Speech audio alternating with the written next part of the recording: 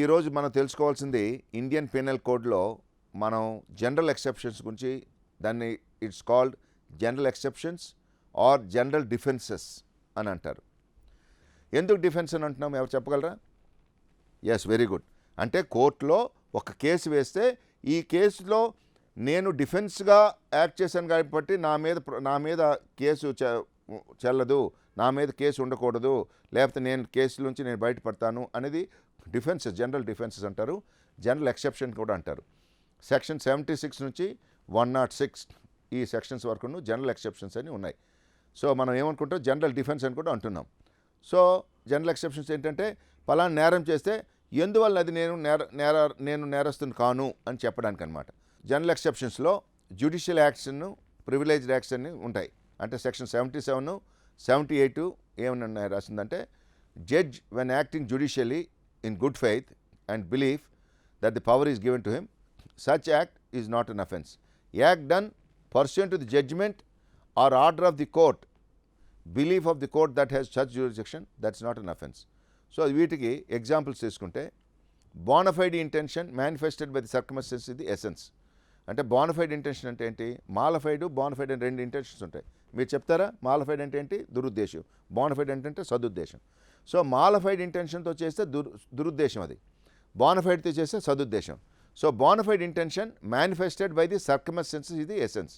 The mistake should be one of the fact, not of the law. అంటే చట్ట ప్రకారం mistake ఉండకూడదు, fact ప్రకారం అది మిస్టేక్ అయినట్టు ఉంటుంది.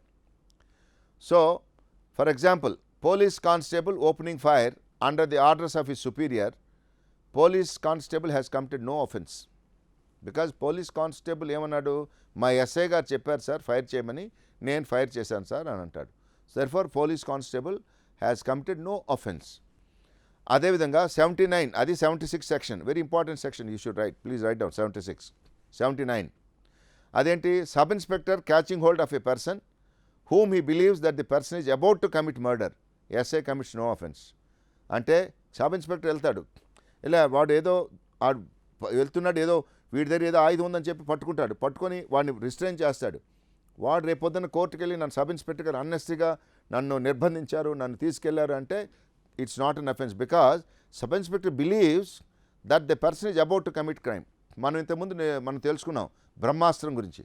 ఏదండి సిఆర్పిసి బ్రహ్మాస్త్రం? 149. ఎందుకు బ్రహ్మాస్త్రం అంటున్నాం? 149 సిఆర్పిసిలో నేరాన్ని మనం ప్రివెంట్ చేసేది ఎలాగా, దాన్ని చేయడానికి మనం రాస్తా రూకోలు కానీ రోడ్ రూకోలు కానీ చేసేటప్పుడు వాళ్ళని ప్రివెంటివ్ యాక్షను, తర్వాత ఏమో వాళ్ళని మనం రోడ్ డివైడర్స్, లేకపోతే రోడ్ బ్లాక్స్, తర్వాత ఫ్రిస్కింగ్, సెర్చ్, ఇవి ఓపెనింగ్ ఆఫ్ హిస్టరీ షీట్స్, అవన్నీ కూడా 149 సిఆర్పిసి ద్వారా మనకు సంక్రమిస్తున్నాయి. అంటే ప్రివెంటింగ్ కాగ్నిజబుల్ అఫెన్స్కి మనం చేయవలసిన పని అంతా చేయాలి అనేది 149 సిఆర్పిసి. సో తర్వాత ఇప్పుడు నెక్స్ట్ సెకండ్ ఫేజ్కి వెళ్తే, యాక్సిడెంట్ సెక్షన్ 80 కింద వెళ్తే, accident in doing a lawful act. అంటే ఇదేంటి? ఇంగ్లీష్లో చెప్పుకోవాలంటే, it exempts the doer of an innocent or lawful act in an innocent or lawful manner and without any criminal intention. అంటే criminal intention లేకుండా, or knowledge from the unforeseen evil result that may ensure from the accident or misfortune. అంటే దీని అర్థం ఏంటంటే, భీమరావు దగ్గర గొడ్డలు ఉంది, ఒక అడవిలోకి వెళ్ళాడు, కట్టెలు కొడుతున్నాడు, పక్కన భీమరావు పక్కన రామ్జీ నిల్చున్నాడు. భీమరావు గొడ్డలి ఆ తల ఊడిపోయి రామ్జీకి తగిలింది, రామ్జీ చనిపోయాడు. సో రామ్జీ వాళ్ళ భార్య కేసు వేసింది భీమరావు మీద, ఈయన గొడ్డలితోని నరుకుతుండగా అది ఊడిపోయి మా హస్బెండ్కి తగిలి మా హస్బెండ్ చనిపోయాడండి, ఈయన మీద మర్డర్ కేసు పెట్టండి అని పెట్టారు. 302 పెట్టారు. పెట్టిన తర్వాత కోర్టుకు వెళ్ళిన తర్వాత కోర్టులో ఆర్గ్యుమెంట్స్లో వాళ్ళు భీమరావు అడ్వకేట్ ఏమంటాడు, అయ్యా ఇతను కట్టెలు కొడుతున్నాడు, కట్టెలు కొట్టి జాగ్రత్తగా చూసుకున్నాడు, ఆ గొడ్డల్ని 10 సార్లు దాని ముందు చెక్కపేళ్ళు పెట్టి గట్టిగా హెడ్ని పెట్టాడు, అయినా అది లూజ్ అయ్యి ఈయనకి ఆ పక్కన వెళ్తుంటే రామ్జీ వెళ్తుంటే తగిలింది, ఆయన చనిపోయాడు, దీనిలో ఈయనకి ఏమి ఇంటెన్షన్ లేదు మహాప్రభు అని చెప్తారు. అప్పుడు 80 కింద ఆయన ఎక్విటబుల్ కేసు అనమాట. సెక్షన్ 80 కింద ఎప్పుడు ప్రొవైడెడ్ హిట్ లేకపోతే ఈ రామ్జీని చంపుదామని ఉద్దేశంతోనే దాన్ని గొడ్డల్ని లూజ్గా పెట్టి రామ్జీ అటువైపు వెళ్తుంటే ఇట్లా గొడ్డలు ఇస్తున్నాడు అనుకోండి, అది అని ఇంటెన్షన్ అవుతుంది, మర్డర్ అవుతుంది అది. సో అది సెక్షన్ 80కి ఇంటెన్షన్ లేకపోవడం ఉంది. తర్వాత 81 యాబ్సెన్స్ ఆఫ్ క్రిమినల్ ఇంటెంట్. అంటే 81 ఏంటంటే ఇప్పుడు మెన్సరియా ఉండాలి. అంటే ఫర్ ఎగ్జాంపుల్ ఒక గుడిసెకి అగ్గి అంటుకుంది. అంటుకున్నప్పుడు మిగతా గుడిసెల్ని వెంటనే వచ్చి ఫైర్‌మెన్ వచ్చి బ్రేక్ చేస్తారు. ఫైర్ స్ప్రెడ్ కాకుండా. అంటే firemen pulling down the houses to prevent fire or from spreading fire, it's no offence. అప్పుడు ఆ గుడిసెలో ఉండేవాళ్ళు ఎవరు సివిల్ కేసు వేసి, అయ్యా మా గుడిసెలోని ఫైరోళ్ళు వచ్చారు, ఆ ఫైర్ స్టేషన్ వాళ్ళు మా గుడిసెలను ఇరగొట్టేశారు, మా దగ్గర సామాన్లు పోయినాయి, వాళ్ళు దానికి బాధ్యులు, మాకు కాంపెన్సేషన్ ఇవ్వాలి అనడానికి లేదు. ఎందుకంటే వాళ్ళు అది ఎందుకంటే క్రిమినల్ ఇంటెంట్ లేకుండా to prevent other harm. Suppose వాళ్ళు కానీ ఆ విధంగా చేయకపోతే ఆ వీధిలో ఉండే గుడిసెలన్నీ కూడా తగలబడిపోతాయి, ఆ యొక్క థ్యాచ్డ్ హౌస్ అని తగలబడిపోయి అంటే ఇంకా గ్రేటర్ డ్యామేజ్ అవుతుందని. 82 ఏంటి? Very important. A child under 7 years of age is no offense, commits no offense. Very important. అంటే ఇది ఎప్పుడు బ్రిటిష్ టైంలో 1860లో చేసిన చట్టంలో ఉంది. ఇప్పుడు చైల్డ్ అండర్ 7 years వాడికి అంతను సెల్ ఫోను, ఎస్ఎంఎస్లు అన్నీ తెలిసిపోయింది ఇప్పుడు చైల్డ్ అండర్ 7 yearsకి. వాడి కంప్యూటర్లో ఉండే అన్ని హారర్ మూవీస్ కూడా చూసేస్తున్నాడు. వాడు మొన్నటి రోజు మీరు అమెరికాలో చూసుంటారు. ఒక ఆవిడ 4 years వాళ్ళ అమ్మాయిని ఎత్తుకొని ఆమె షాపింగ్కి వెళ్ళింది. ఆమె బ్యాగ్లో పిస్టల్ ఉంది. ఆ షాప్లో కూర్చొని పెట్టింది. ఆ కూర్చొని పెడితే ఆ బ్యాగ్లో పిస్టల్ తీశాడు. కాక్ చేసింది పిస్టల్. కాక్ చేసి వాడు సినిమా చూశాడు కదా, ఇలాగ అన్నాడు. వాళ్ళ అమ్మ వైపు చూసి ఇట్లా అన్నాడు. వాళ్ళ అమ్మ చనిపోయింది. సో మరి 4 year బాయ్ ఏమన్నా అంటే బికాస్ సినిమా ఇన్ఫ్లుయెన్స్లు వీటి వలన ఇలాగ జరిగింది. కానీ ఇంటెన్షన్ లేదు. కానీ ఏదో ఒకటి దీనిలో ఎక్సైట్మెంట్ అంటూ ఉండిందనమాట వాళ్ళకి, లేటెస్ట్ జనరేషన్కి. బట్ చట్టం ఏం చెప్తుందంటే ఏ యొక్క ఎక్సైట్మెంట్ ఉన్నాయి, ఏది ఉన్నాయి, ఎలాంటి సీరియల్స్ చూడని, వాడు హారర్ సినిమాలు చూడని, ఫైరింగ్ సినిమాలు చూడని, ఏం చూడని, వాడు చేసిన అఫెన్స్ కాదు. A child throwing a burning stick, వాడు వెళ్తాడు గడ్డి కుప్పకి అగ్గి పెడతాడు. అగ్గి పెడితే గడ్డి కుప్ప తగలబడిపోయింది పక్కోడిది. వాడు కేసు పెట్టగలరా చైల్డ్ మీద? సార్ వీళ్ళే పంపించారు సార్, వాళ్ళ అమ్మాయిలు పంపించారు నా మీద కాకండి, వాళ్ళ అమ్మాయిలు వీడిని పంపించు, రే ఆ పక్క వాళ్ళు వెళ్ళి అగ్గిపెట్టిరా నువ్వు అంటే చట్టం వీళ్ళకి తెలుసు సార్, వాళ్ళ అమ్మ నాన్నలకి చట్టం తెలుసు కాబట్టి చిన్నోడిని పంపించారు, నా మీద కక్ష తీర్చుకుందామంటే sorry, it's not an offence. అది మొన్నటి రోజు ఒక న్యూస్లో చూసాం. ఓ 4 years అబ్బాయి 4 years అమ్మాయి ప్రైవేట్ పార్ట్స్లో పెన్సిల్తో గుచ్చాడని, వెదైనా గుచ్చాడని. అంటే ఈ 4 years అబ్బాయి ఏం చేస్తుంటాడు?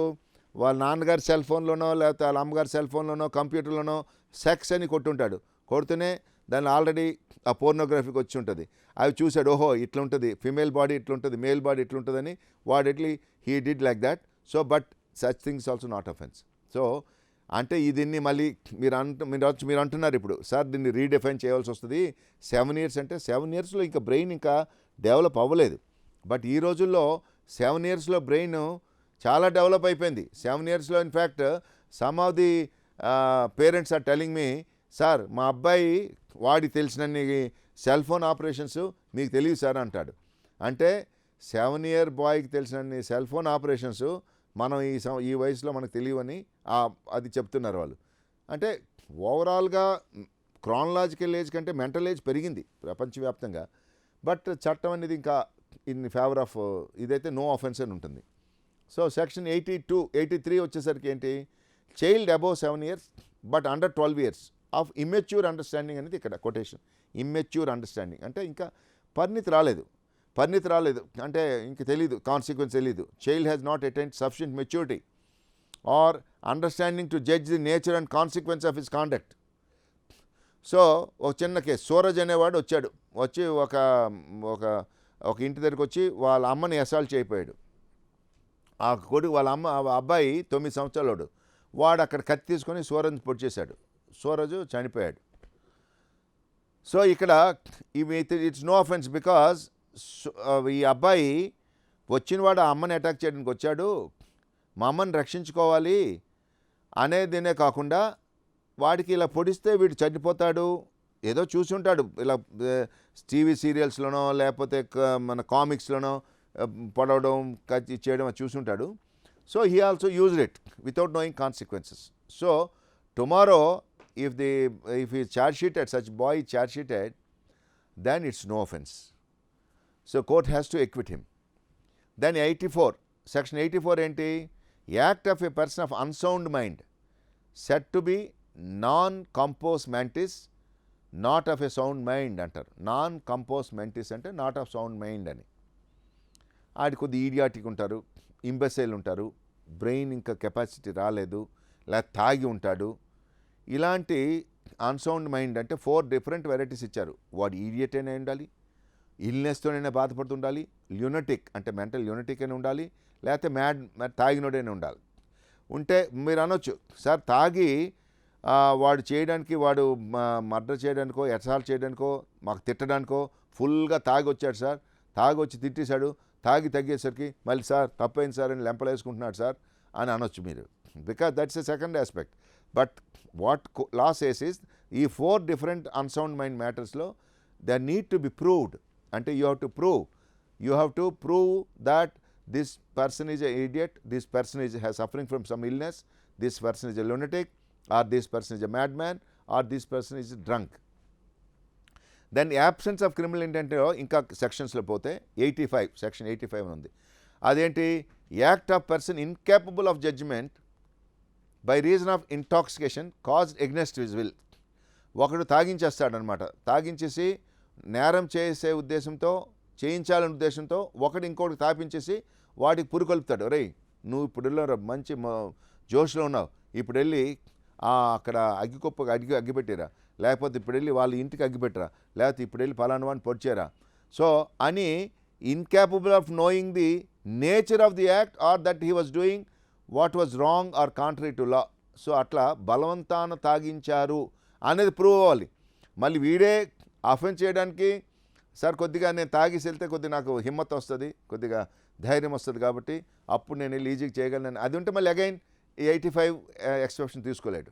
సో ప్రతిసారి కూడా ఏంటంటే వాళ్ళు ప్రూవ్ చేసుకోవాలి, నన్ను బలవంతం చేశాడు సార్, బలవంతం తాపించాడు సార్, తాపించారు వాడి మీద ఉసుగొల్పాడు సార్, నన్ను కత్తిచ్చాడు సార్, పొడవరా అని అన్నాడు, భయపెట్టి అన్నాడు, నేను అలా చేశాను సార్, నా తప్పేం లేదు సార్ అంటాడు. సపోజ్ వాడు వాలంటరీగా తాగి అప్పుడు ఇలా చేశాడు అనుకోండి, it's no excuse. So we have to prove, prosecution has to prove that వీడు వాలంటరీగా తాగాడు, వీడు ఇన్వాలంటరీ కాదు, అదంతా అబద్ధం అనేది మీరు ప్రూవ్ చేయగలగాలి. 86లో ఏం చెప్తున్నాడు, offence requiring a particular intent and knowledge committed by one who is intoxicated. అది 86 అంటే 86 వాడి పర్టికులర్ ఇంటెంట్తో ఉంటే ద 86 అప్లికబుల్ అవుతుంది. దెన్ యాబ్సెన్స్ ఆఫ్ క్రిమినల్ ఇంటెంట్లో నెక్స్ట్ జనరల్ ఎక్సెప్షన్స్ జనరల్ డిఫెన్సెస్లో section 92 act done in good faith for benefit of a person without consent.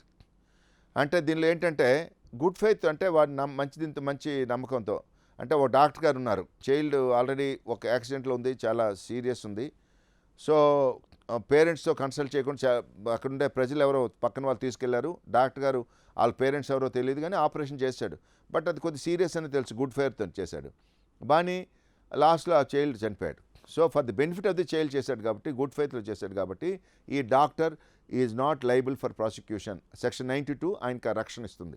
Section 93 communication made in good faith for the benefit of the person whom it is made అని అర్థం. అంటే suppose surgeon ఉన్నాడు, surgeon ఏం చేస్తాడు, ఇది cancer advance stage ఉంది sir, ఈ cancer అంటే పేషెంట్గా చెప్పాడు అనుకోండి, లేకపోతే పేషెంట్ వాళ్ళ తల్లికో తండ్రికో చెప్పాడు, ఇలా ఉంది క్యాన్సర్ ఉందండి, చాలా కష్టము, ఒక 2-3 నెలల కంటే కష్టం అనేది చెప్పేసరికి వీళ్ళు పొరపాటున వెళ్ళి వాళ్ళ ఆ పేషెంట్ దగ్గరికి వెళ్ళి వీళ్ళకి అన్నారు బాబు, డాక్టర్ బాబు ఇట్లా అన్నాడంటేనే ఆ షాక్తో చనిపోయాడు అనుకోండి, సర్జన్ ఈజ్ నాట్ రెస్పాన్సిబుల్. చెప్పాలి పేరెంట్స్తోనో లేకపోతే ఎవరితో పెద్దవాళ్ళతో చెప్పాలమ్మా, ఇది ప్రాబ్లం ఇట్లుంది, ఈయన క్యాన్సర్ వచ్చింది, లేకపోతే ఈయనకి వల్ల సీరియస్ ఎయిల్మెంట్ ఉంది, ఈ ఎయిల్మెంట్ వల్ల సర్వైలెంట్ కష్టము, నా ప్రయత్నం నేను చేస్తాను అని అన్నాడు అని చెప్పాడు. చెప్పినా కూడా ఆ యొక్క భయోత్పాతానికి కొందరు అమ్మో అలాగా హో అని వాళ్ళకి చనిపోయిన వాళ్ళు ఉన్నారు కొందరు, అంటే ఆ భయానికి అలాగున్నప్పుడు డాక్టర్ ఈజ్ నాట్ లయబుల్.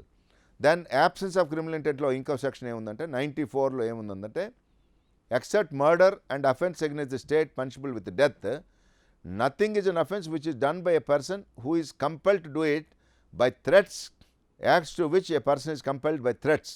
అంటే భీమరావు అనేవాడు రామ్జీకి ఫోర్స్ చేశాడు, ఏమని, అరే బాబు ఈ డెడ్ బాడీ ఇక్కడ ఉంది, ఈ నేను చంపేశాను, ఇది నువ్వు తీసుకెళ్ళి నదిలో పారేయాలి అంటాడు. రామ్జీ అంటాడు, అయ్యో మామ నేను తీసుకెళ్ళను, నేను బాబు నాకు రేపొద్దున పోలీసులు నన్ను పట్టుకుంటారు, నేనేదో చేశానంట. ఆ బలవంతం చేస్తాడు, నువ్వు కానీ తీసుకెళ్ళకపోతే నీ సంగతి నేను చూస్తా, నీ ముందు నీవు కూడా నెక్స్ట్ టార్గెట్ అంటాడు అనుకోండి. రామ్జీ తీసుకెళ్ళి ఆ బాడీని వేస్తాడు. So Ramji has not committed offence because he is under threat, he is compelled to do it అనమాట బై థ్రెట్స్ అని. So that is the thing. Then consent గురించి వచ్చేసప్పటికి సెక్షన్ 87 ఏం చెప్తుంది? Act not intended and not known to be likely to cause death or grievous hurt done by consent. దాని అర్థం ఏంటి? Intent లేదు ఇక్కడ కూడా. ఇంటెంట్ అనేది చాలా ఇంపార్టెంట్. సపోజ్ రెజ్లింగ్ కుస్తీ పోటీలు ఉన్నాయి. కుస్తీ పోటీల్లో ఇలా పట్టుకుని ఒకవైపు మెడవైపు ఇలా పట్టుకుని ఉంచుతారు. ఆ మెడవైపు ఉంచినప్పుడు ఒకసారి సర్వైకల్ వర్టిబ్రా కానీ ఏమైనా అయితే అంటే మనిషి చనిపోతాడు కుస్తీ పోటీల్లో. ఫెన్సింగ్ అంటే కత్తి యుద్ధం. Racing, horse racing. ఆ రేసింగ్లో ఒకసారి పడి he will die or he will receive injuries. So such act is not an offence. 87 ప్రకారం. 90 ప్రకారం ఏంటి? Consent known to be given under fear or misconception. Very important ఇది. ఎందుకంటే చాలాసార్లు ఈ సెక్షన్ మనకి వాళ్ళు డిఫెన్స్ తీసుకుంటుంటారు కొందరు ముద్దాయిలు. ఏంటనేది? Consent known to be given under fear or misconception. Number 1, by a person under fear of injury. ఆయనకి గాయం కలుగు చేస్తాడనే భయంతో కానీ, by a person under misconception of fact, లేదు ఇది మిస్కన్సెప్షన్లో ఉన్నాడు కానీ, by a person of unsound mind, కొద్దిగా మతిమాంద్యం ఉండేవాడు కానీ, by a person who's intoxicated, already అప్పుడు బాగా మందు కొట్టున్నాడు కాబట్టి, or by a person under 12 years of age. అలాంటప్పుడు consent known to be given under the fear అని అర్థం. దెన్ సెక్షన్ 88 తెలుగులో చెప్పుకోవాలంటే, మరణము కలిగించు ఉద్దేశ్యం లేకుండా వ్యక్తి శ్రేయస్సు కొరకు సదుద్దేశంతో ఆ వ్యక్తి యొక్క సమ్మతితో చేయబడిన చర్య అనేది దీని యొక్క సెక్షన్ యొక్క ఇంపార్టెన్సు. అంటే తీవ్రమైన రోగంతో బాధపడుచున్న అభిలాష్ను ప్రాణాపాయం కలగవచ్చని తెలిసి కూడా ఒక ప్రత్యేకమైన శస్త్రచికిత్స ద్వారా డాక్టర్ వెంకట్ గారు ఆయన ఆపరేషన్ చేశారు కానీ మరణించాడు పేషెంట్. సో డాక్టర్ గారికి ఎటువంటి దురుద్దేశం లేదు కాబట్టి డాక్టర్ గారి మీద యాక్షన్ తీసుకోవడానికి లేదు. సో అది సెక్షన్ 88.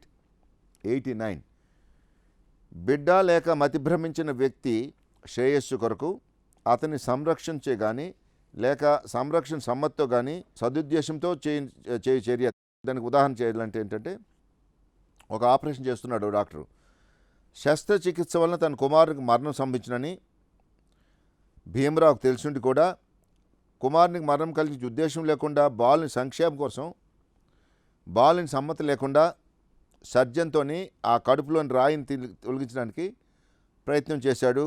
ఆ క్రమంలో బాలుడు చనిపోయాడు. సో అప్పుడు ఆ డాక్టరు మినహాయింపు. ఇక్కడ రెండోది ఏంటంటే డిఫరెన్స్ ఏంటంటే 89లో అంటే బాలుని యొక్క సమ్మతి కానీ వాళ్ళ పేరెంట్స్ లేకుండా ఆయన కేర్ టేకర్ అండి.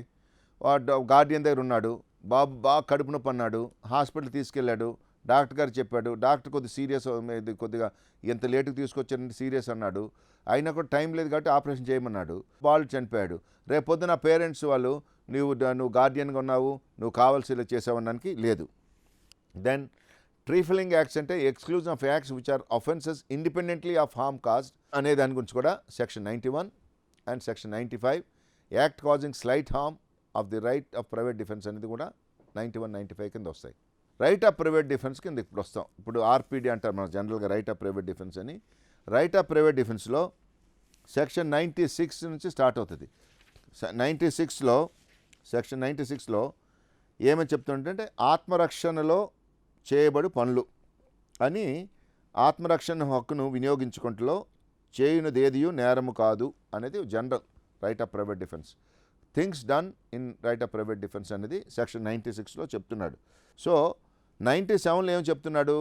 శరీరము మరియు ఆస్తి విషయంలో ఆత్మరక్షణ హక్కు అంటే కొన్ని పరిమితులు లోబడి మన మీద ఎవరైనా అటాక్ వస్తే, ఒక దోపిడీకి కానీ దుశ్చర్య అక్రమ ప్రవేశం కానీ అటువంటి చేయడం వచ్చినప్పుడు నీకు నీ ఆస్తిని వేరొకరు ఆక్రమంగా లాక్కోవడానికి వచ్చినప్పుడు నీకు ప్రతిఘటించట్లో నీకు ఆత్మరక్షణ హక్కు ఉంది అని అన్నాడు.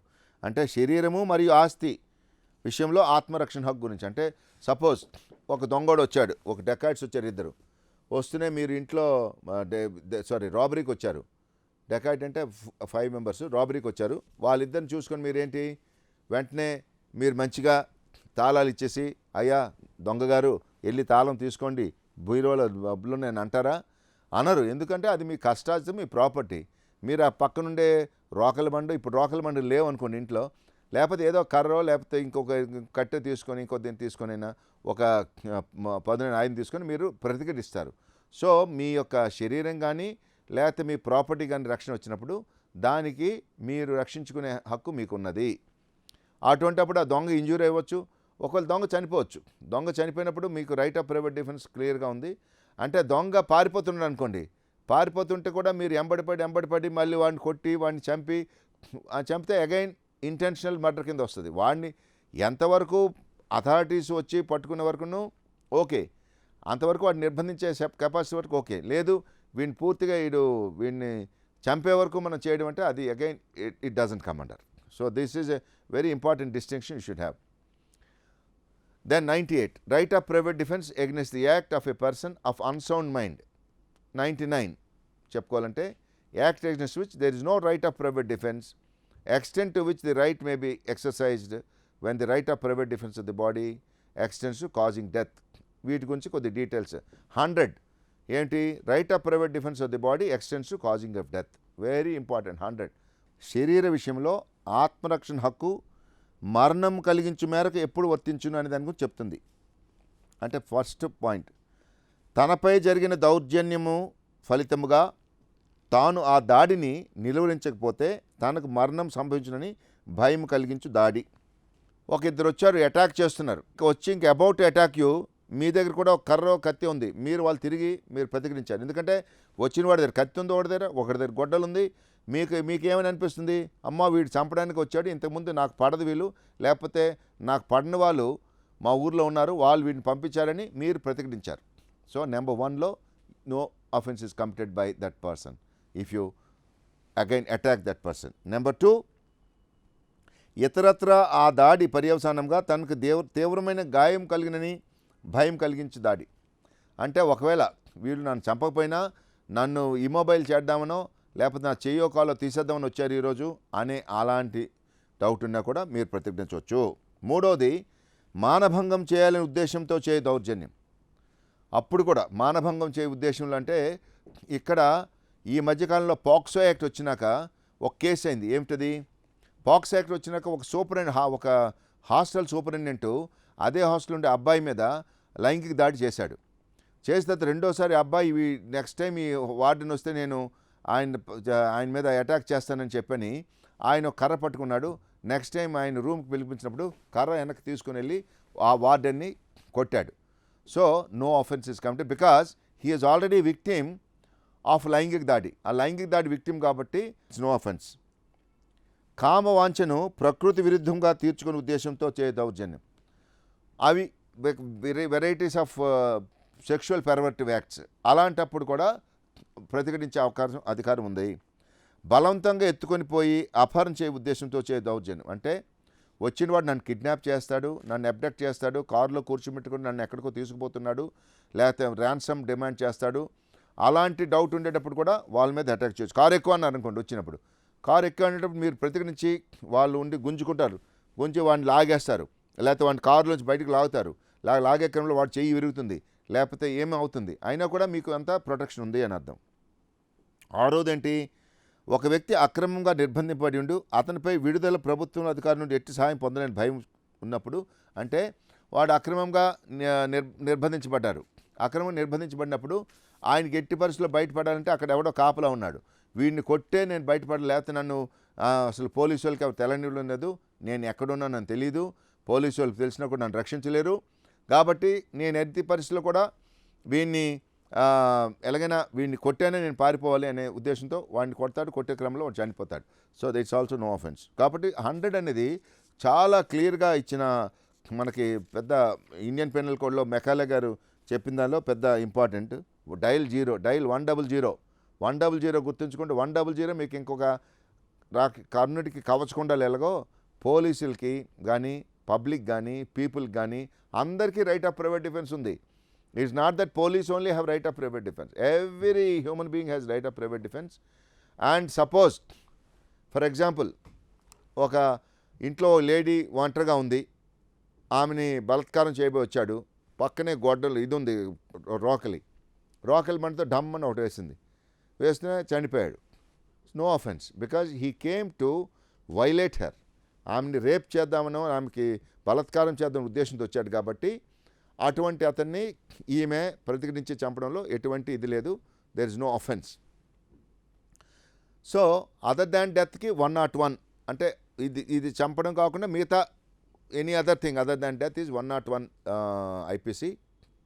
కొద్ది డీటెయిల్స్లోకి వెళ్తే 102 అండ్ అసలు రైట్ ఆఫ్ ప్రైవేట్ డిఫెన్స్ ఎప్పుడు కమెన్స్ అవుతుంది, ఎప్పుడు ఎండ్ అవుతుంది అనేది అది. అంటే సపోజ్ ఇంటికి వచ్చారు దొంగలు, వాళ్ళు ప్రతిఘటించారు, పారిపోతున్నారు, ఊరందరూ కలిశారు, వెళ్ళారు, పట్టుకుని కట్టేశారు. కట్టేసిన తర్వాత పోలీసు వాళ్ళు ఫోన్ చేశారు, పోలీసులు వచ్చి తీసుకుపోయారు. కట్టిన తర్వాత ఒరే ఊర్లో ఎవడ అంటాడు, రే కొట్టండి, చంపండి, వీడిని ఫినిష్ చేయండి అంటాడు. అంటే చేసిస్తే then it becomes murder. So you should be very careful about it. Commencement of the right of private defence అనేది అది నిర్బంధించి పోలీసులకు అప్పచెప్పే వరకు ఓకే.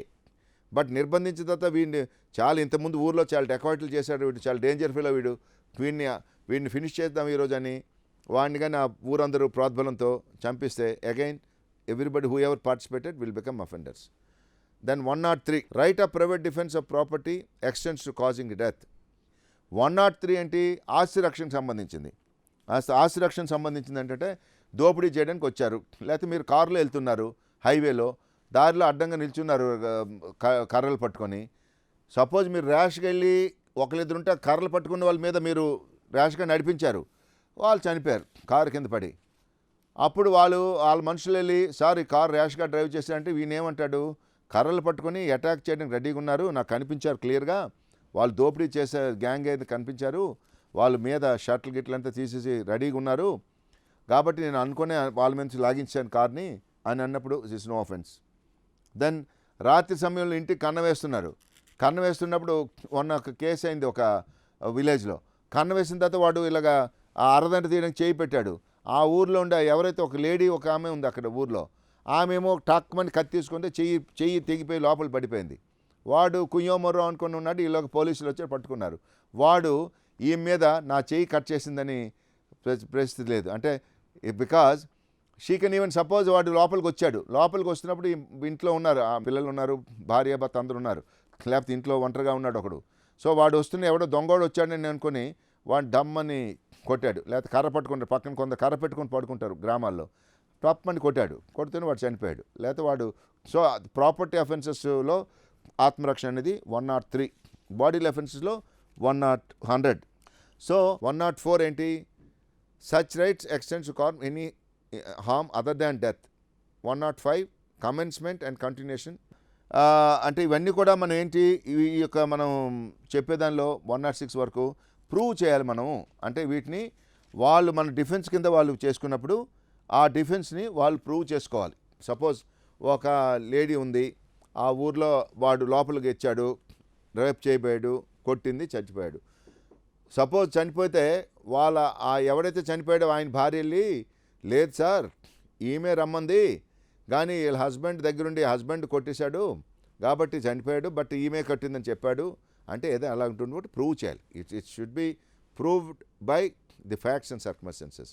కాబట్టి ఈ యొక్క జనరల్ ఎక్సెప్షన్స్ ఆర్ జనరల్ డిఫెన్సెస్ని మనం ప్రాసిక్యూటర్ గారు అండ్ కోర్టులో కేసు ఉండేటప్పుడే ముందు మనం ఛార్జ్షీట్ వేయాలవుతో ఆలోచించాలి. చైల్డ్ అండర్ 7 years అంటే no offence, actually you just FIR register చేయడం, క్లోజ్ చేయడమే. 7 to 12 offence, 7 to 12 years FIR చేయాలి, ఇన్వెస్టిగేషన్ చేయాలి, కాంపోజిట్ మైండ్ ఉందా లేదా అని చూడాలి. అంటే యాక్చువల్గా సైకాలజీ ఏం చెప్తుందంటే బ్రెయిన్ డెవలప్మెంట్, అంటే ఫ్రాంటల్ బ్రెయిన్ ఉంది కదా, బ్రెయిన్ డెవలప్మెంట్ అవ్వదు.